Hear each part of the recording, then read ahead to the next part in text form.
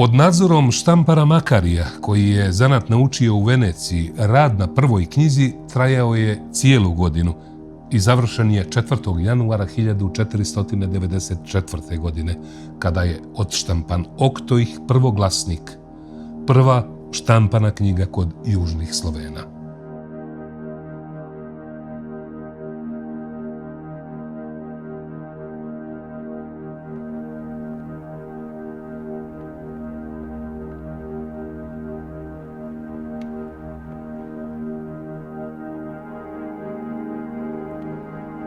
U dane pobožnog i hristoljubivog Božijeg štićenika, gospodina Miđurđa Crnojevića, njegovom zapovješću, ja, smjerni i svešteni monah Makarij od Crne Gore, naštampah ovu knjigu.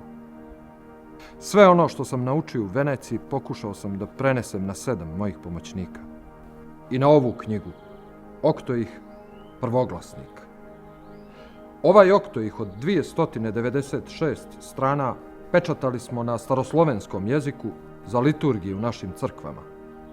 U njemu se nalaze i duhovne pjesme koje će se pojati u 8 glasova.